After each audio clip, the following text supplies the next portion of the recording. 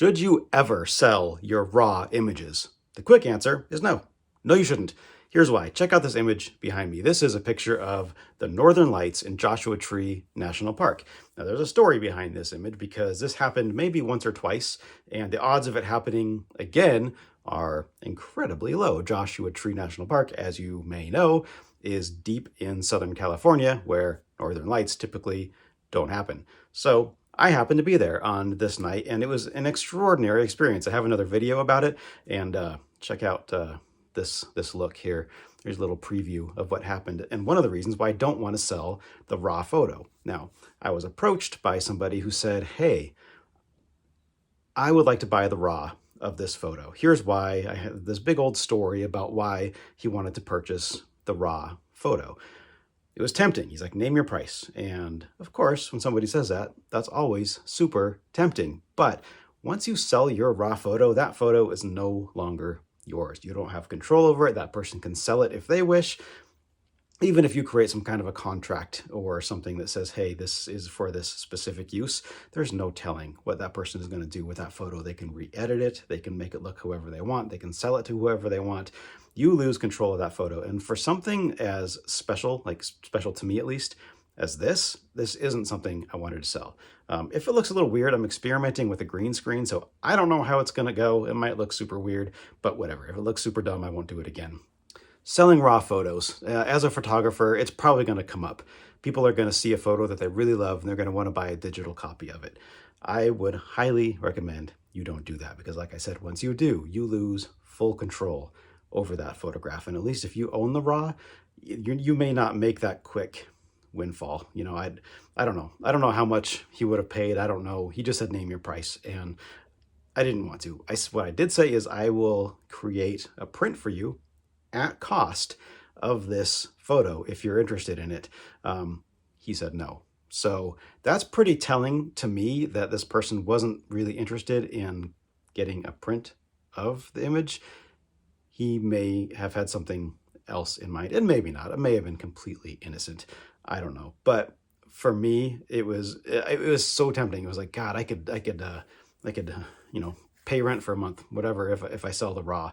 But not happening. So I want to remain control of my own images, and I don't believe that anybody else should have a raw image of what I create.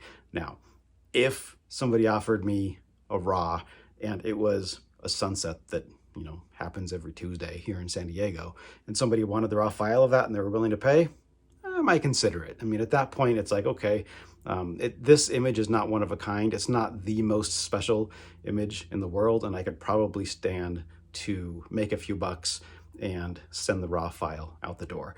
Typically, I won't do that. I have sold some commercial rights. There's a contract that I have, and if somebody wants to use a photo for a commercial, a TV commercial or a magazine ad or something like that, I do offer that, and I'll send over a high resolution JPEG, still not the RAW, but a high resolution JPEG of that file. But RAW is a whole different story. I only shoot RAW, as should you.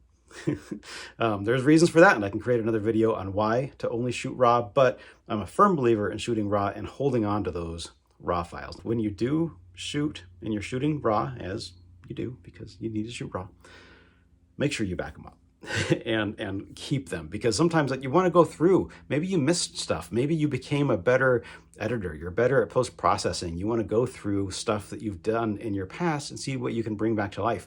And if you have all those, it's super easy to open up Lightroom, access those files, and go through those, reprocess those with the knowledge that you have now. And I can't tell you how many times I've wanted to do that. And now I do. I keep all of my stuff, and I have for the last at least few months now. And it's been incredibly helpful. And already I've gone back to some of those old files and brought them back to life again. So I wish I could do that, go back even further. So make sure that you keep your RAWs, that you only shoot in RAW, and unless the offer is extraordinarily high, everybody has their price, keep those RAWs to yourself. And if somebody says, hey, I want to buy it, say no.